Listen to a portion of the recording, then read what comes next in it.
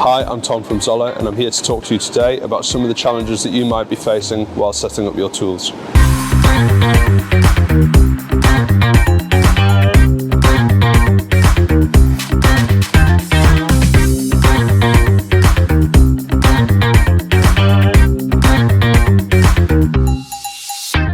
You may be setting up tools manually.